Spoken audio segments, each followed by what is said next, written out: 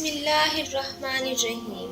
السلام علیکم ناظرین، اس ویڈیو میں ہم آپ کو اللہ پر یقین رکھنے والوں کے چند واقعات سنائیں گے جس سے آپ کا ایمان تازہ ہوگا۔ کہو کہ ہمارا رب اللہ ہے، پھر اس پر جم جائیں، ان پر فرشتوں کا نزول ہوتا ہے۔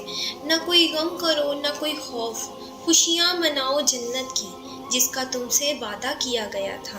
اللہ کی ربوبیت پر جب انسان کو اطمینان ہو جاتا ہے، میرا رب اللہ ہے، انسان کے لیے نہ کوئی خطرہ نہ کوئی کھٹکا نہ کوئی خوف۔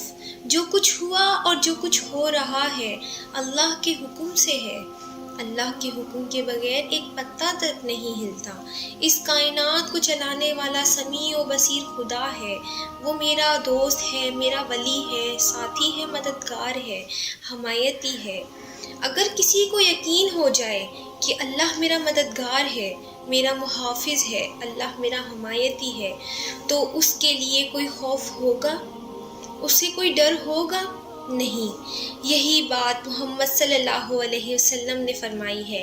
ایمان کا حاصل ہے روب روبا کہ ناظرین اچھی طرح اس بات کو ذہن نشین کر لو کہ اگر تمام انسان مل کر تمہیں کوئی نقصان پہنچانا چاہیں نہیں پہنچا سکتے، مگر جو کچھ اللہ لکھ دیتا ہے وہ ہو کر رہے گا، اور تمام انسان مل کر تمہیں کوئی نفع پہنچانا چاہیں نہیں پہنچا سکتے مگر وہ شے جو اللہ نے طے کر دی ہے۔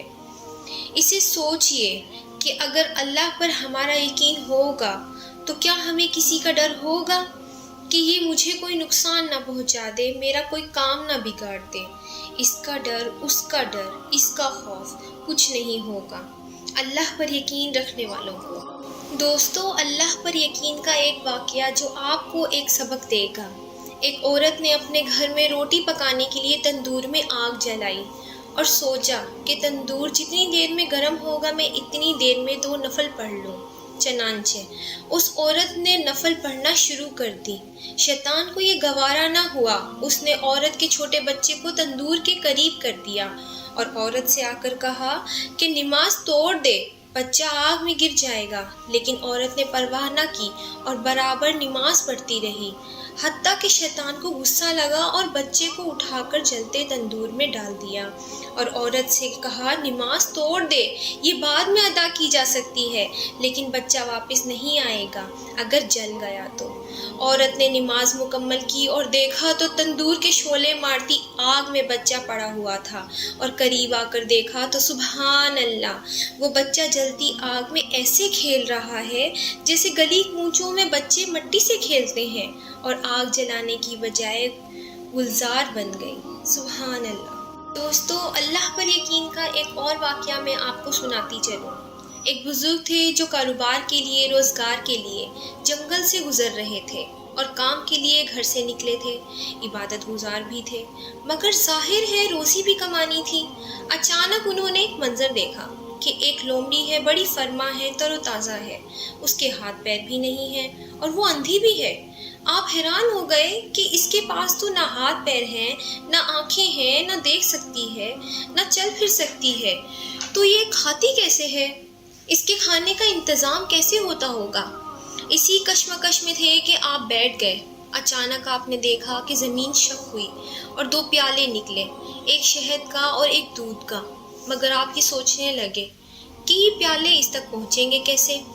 اب کیا ہوا کہ تھوڑی دیر بعد آپ نے دیکھا کہ ایک پہاڑ میں سے سفید چہرے والے نورانی بزرگ وہ اوپر سے تشریف لائے اور اپنے ہاتھوں سے لومڑی کو یہ دونوں پیالے پلائے، پھر پیالے زمین کے اندر چلے گئے اور وہ بزرگ واپس جانے لگے۔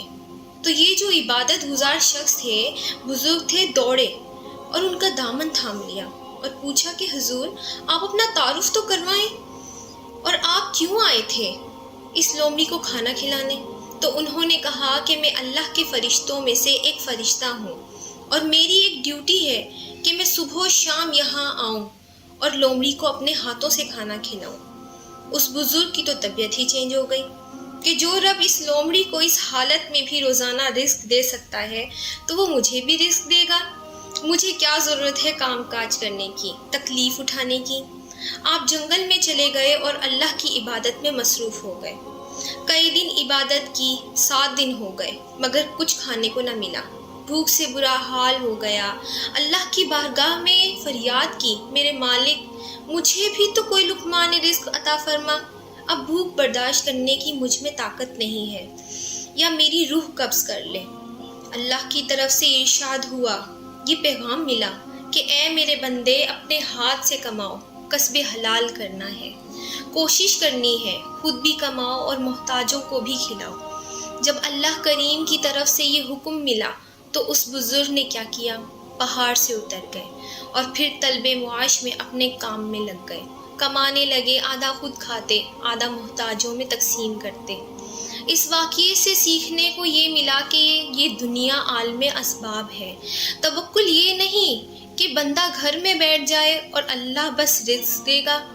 यकीनन अल्लाह रिज़्क़ देने वाला है, मगर उसी ने इस दुनिया में असबाब बनाए हैं और हमें अपने हाथ से काम करने का भी हुक्म दिया है। तो कोशिश करनी है।